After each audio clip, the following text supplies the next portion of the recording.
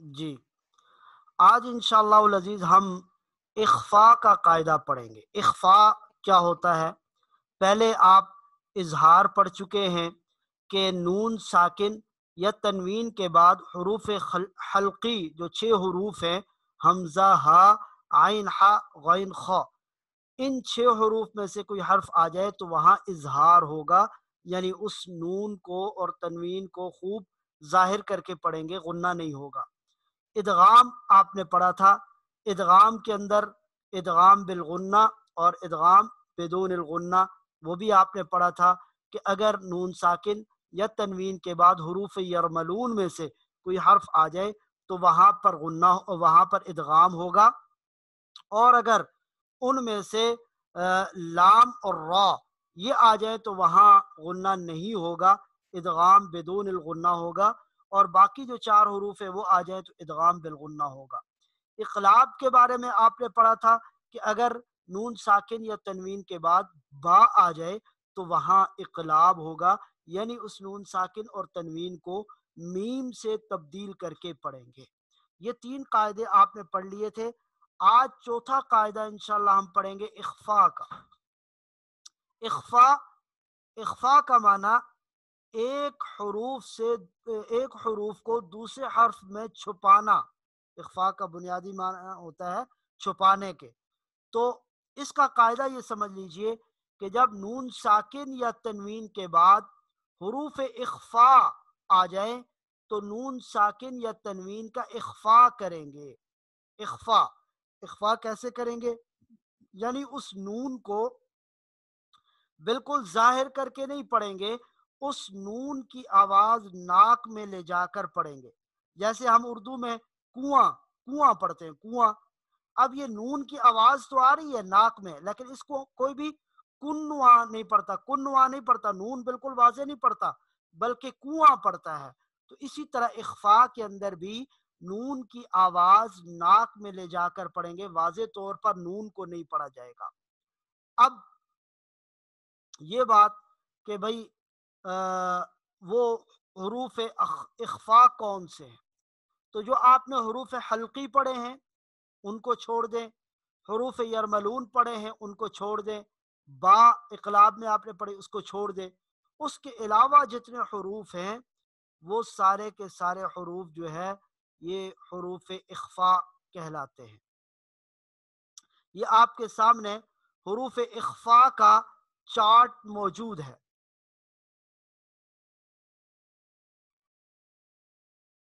حروف اخفاء کے چارٹ میں آپ کو یقینی طور پر نظر آ رہا ہوگا کہ کون کون سے حروف اخفاء ہیں۔ جی، یہ دیکھیے، تا، ثا، جیم، دال، ذال، ذا، سین، شین، صاد، واض، طا، ظا، فا، قاف، کاف۔ تو یہ وہ حروف ہیں، حروف اخفاء جن کو کہا جاتا ہے۔ اس کا اسکرین شاٹ لے لیں اور اپنے پاس محفوظ بھی کر لیں۔ تو آپ کو قاعدہ یہ بتایا کہ اگر نون ساکن یا تنوین کے بعد ان حروف اخفاء میں سے، یہ کوئی 15 حروف ہیں، اگر کوئی حرف آ جائے تو وہاں اخفاء ہوگا، یعنی وہ نون کی جو آواز ہے وہ ناک میں لے جا کر بالکل واضح طور پر اس کو نون کو نہیں پڑھیں گے بلکہ اس کو چھپا کر پڑھیں گے۔ جیسے اب اس کی مثالیں آپ کے سامنے آ رہی ہیں۔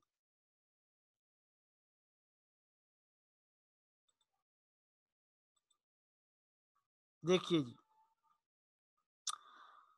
یہ حروف اخفاء آپ کے سامنے لکھے ہوئے ہیں اوپر، اور نیچے اس کی مثالیں۔ ما ان دافق، ما ان دافق، اس کو ما ان دافق نہیں پڑھیں گے بلکہ ما ان دافق، ناک میں آواز لے کے جانی ہے۔ تھوڑا سا اس فرق کو سمجھنے کی کوشش کریں کہ ما ان دافق نہیں، ان بالکل واضح طور پر نون نہیں پڑھیں گے بلکہ اس انداز میں اخفاء کریں گے کہ ناک میں آواز جائے۔ ما ان دافق، من شیء، یہ دیکھیے من شیء، من शै इसको नहीं पढ़ेंगे, मिन शै, वलइन कुल्ता, वलइन कुल्ता कुल्लन ज़रबना फ़इन जाऊक फलन तमलिक ज़ुर्रियतन ज़ुर्रियतन तय्यिबा ज़ुर्रियतन तय्यिबा। जी, और लिकुल्लिन जअलना, लिकुल्लिन जअलना मिन ज़हबिन, मिन ज़हबिन। तो इसको ये इस अंदाज में इख्फा को अदा करना है। तो आपको कायदा ये बताया कि अगर नून साकिन या तनवीन के बाद ये जो 15 हरूफ है, हरूफ इख्फा जिनको कहा जाता है, इनमें से कोई हर्फ आ जाए तो वहाँ नून को बिल्कुल वाज़े तौर पर नहीं पढ़ेंगे, बल्कि नून की आवाज़ नाक में ले जाकर इख्फा करके पढ़ेंगे, उस नून को छुपा कर पढ़ेंगे। मा इन दाफिक मिन शै। उम्मीद है आपको ये कायदा समझ आ गया होगा। अब हम आप हजरात में से पूछते हैं कि जिनको, अब ये देखिए, ये आपके सामने एक चार्ट है जिसमें टोटल जो हरूफ हैं बताए गए हैं आपको। हरूफ तहज्जी जिनको कहा जाता है, तकरीबन 29 हरूफ हैं अरबी में जो इस्तेमाल होते हैं। तो उसमें आपने ये पढ़ा इजहार, इजहार के लिए ये 6 हरूफ अदा होते हैं, हमजा, हा, आइन, हा, गैन, ख। ये 6 हरूफ इजहार के लिए अदा होते हैं, इस्तेमाल होते हैं। और इदगाम के लिए यरमलून, ये या, रो, मीम, लाम, वाव, नून, ये हरूफ इदगाम के लिए। और इकलाब, इकलाब के लिए बा इस्तेमाल होता है। तो ये सारे हरूफ निकाल दें, बाकी जो रह जाते हैं वो इख्फा है। इख्फा के लिए बाकी हरूफ इस्तेमाल होते हैं। तो ये बता दिया नून साकिन, ये नून साकिन लिखा हुआ है, नून उसके ऊपर जज़म है। और नून तनवीन, और तनवीन आगे है, 2 ज़बर, 2 पेश, 2 ज़ेर। तो ये गोया के जो आपने 4 कायदे पढ़े हैं, इजहार, इदगाम, इकलाब और इख्फा, इन चारों को बड़ी खूबसूरती के साथ इस चार्ट में दिखाया गया है कि नून साकिन या तनवीन, 2 ज़बर, 2 पेश, 2 ज़ेर, इसके बाद अगर हरूफ हल्की आ जाए तो इजहार होगा, इनके बाद अगर यरमलून आ जाए तो इदगाम होगा, इनके बाद बा आ जाए तो इकलाब होगा, इनके बाद ये हरूफ आ जाए तो इख्फा होगा। इसका भी आप स्क्रीन शॉट ले लें और ये आसानी के लिए आप अपने पास महफूज करके रखें, तो इंशाअल्लाह इससे आपको ये चारों कायदे वाज़े तौर पर समझ आ जाएंगे। ये मैंने इसका फ़ॉन्ट थोड़ा सा बड़ा कर दिया और ताकि आसानी से आप इसका स्क्रीन शॉट ले सकें। तो इसका स्क्रीन शॉट ले लीजिए और फिर हम इससे आगे चलते हैं।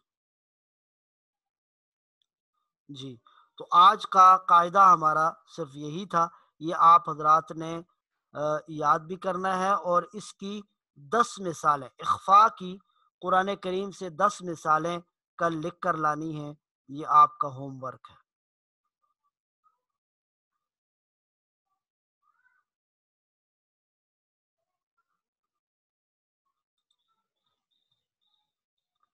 जी, अभी हम आते हैं अपने सबक के दूसरे हिस्से की तरफ, और वो दूसरा हिस्सा है सूरत। 8 सूरतें अल्हम्दुलिल्लाह हमने याद कर ली हैं और आज हमने सूरतुल कुरैश पढ़नी है। और हस्ब मामूल सबसे पहले आप हजरात के सामने सूरतुल कुरैश में पढ़ूंगा, उसके बाद आप में से कोई एक साहब मेरे साथ पढ़ेंगे और बाकी सब ने उनकी आवाज़ में आवाज़ मिलाकर सूरतुल कुरैश पढ़नी है। जी, आप हजरात को अपनी स्क्रीन पर सूरतुल कुरैश नजर आ रही होगी। ये पहले मैं पढ़ता हूँ, फिर आप सब ने मिलकर मेरे साथ पढ़नी। जी, بسم اللہ الرحمن الرحیم لإيلاف قريش إيلافهم رحلة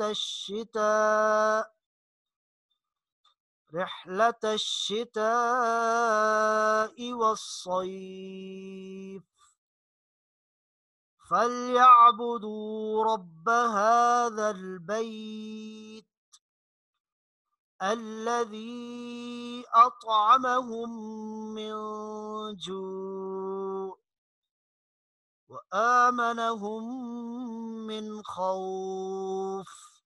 جی اب اس سورہ مبارکہ میں آپ نے جو قواعد پڑھے ہیں ان کا بھی اجرا کرنا ہے. وہ بھی آپ نے جو قاعدہ جہاں لگ رہا ہے وہ بھی لکھ کے لانا ہے اور گروپ میں شیئر کرنا ہے. آپ نے کل بتانا ہے کہ یہاں کون کون سا قاعدہ لگ رہا ہے.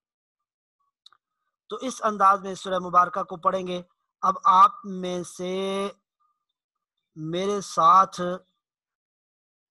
یہ سورہ مبارکہ میں جن کو پڑھاؤں گا وہ پڑھیں گے.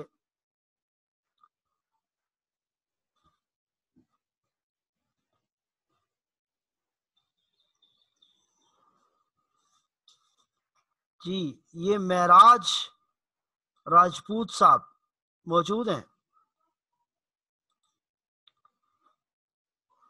معراج راجپوت ان کا مائک آن نہیں ہو رہا تو چلیں. عبداللہ احمد صاحب جی جی عبداللہ احمد آواز آ رہی ہے آپ کو؟ السلام علیکم. وعلیکم السلام. جی عبداللہ میں جی میں آپ کو پڑھاؤں گا, آپ نے میرے ساتھ پڑھنا ہے. بسم اللہ الرحمن الرحیم بسم اللہ الرحمن الرحیم لإيلاف قریش لإيلاف قریش إيلافهم رحلة الشتاء والصيف إيلافهم رحلة الشتاء والصيف فليعبدوا رب هذا البيت فليعبدوا رب هذا البيت الذي أطعمهم من جوع الذي أطعمهم من جوع. من اس کو من جو نہیں پڑھنا, من جوع. الذي أطعمهم من جوع ما شاء الله. وآمنهم من خوف وآمنهم من خوف. یہ اس پہ دیر نہیں لگانی چونکہ یہاں پہ کون سا قاعدہ لگے گا آپ کو معلوم ہے؟ اظہار والا. اظہار والا. تو اظہار کر کے پڑھیں گے وآمنهم من خوف. وآمنهم من خوف. نہیں, من کے اوپر دیر نہیں لگانی, من خوف. وآمنهم من خوف. شاباش, زندہ باد. اچھا عبداللہ بھائی یہ بتا سکتے ہیں کہ یہاں پر کون سا قاعدہ لگے گا؟ یہاں جو آج پڑھا ہے وہ جی آج جو ہم نے پڑھا ہے اخفاء اخفاء والا قاعدہ وہ یہاں پہ لگے گا. زندہ باد, بہت اچھا. جی. چلیں جی جزاکم اللہ. اب ہم اپنے سبق کے اگلے مرحلے کی طرف جاتے ہیں اور وہ ہے دعا کا. تو آج کی ہماری جو دعا ہے وہ دعا ہم پڑھیں گے. کل ہم نے اذان کے جواب والی پڑھی تھی اور اب آج اذان کے بعد کی دعا. اللهم رب هذه الدعوة التامة والصلاة القائمة آت محمدا الوسيلة والفضيلة وابعثه مقاما محمودا الذي وعدته انك لا تخلف الميعاد۔ اس کا ترجمہ، اے اللہ، اے اس دعوت کاملہ اور اس کھڑی ہونے والی نماز کے رب، تو محمد صلی اللہ علیہ وسلم کو وسیلہ اور فضیلت عطا فرما اور انہیں اس مقام محمود پر پہنچا دے جس کا تو نے ان سے وعدہ فرمایا ہے، بے شک تو اپنے وعدے کے خلاف نہیں کرتا۔ اب فائدہ اس کا دیکھیے کہ یہ عام طور پر ہم اس دعا کو کچھ سمجھتے نہیں ہیں اور معمول بھی نہیں ہوتا پڑھنے کا، لیکن اس کا فائدہ کتنا بڑا ہے۔ فرمایا کہ جو شخص یہ دعا پڑھے گا تو اس کے لیے قیامت کے دن رسول اللہ صلی اللہ علیہ وسلم کی شفاعت واجب ہو جاتی ہے۔ سبحان اللہ، رسول اللہ صلی اللہ علیہ وسلم کی شفاعت واجب ہو جاتی ہے۔ تو آپ صلی اللہ علیہ وسلم کی شفاعت اور سفارش سے بڑھ کر اور کیا چیز ہے؟ تو اس لیے اس کو پڑھنے کا معمول بنانا چاہیے اور یاد کرنے کا بھی معمول بنانا چاہیے۔ تو یہ دعا آپ نے یاد کرنی ہے اور انشاءاللہ العزیز کل آپ سے سنیں گے۔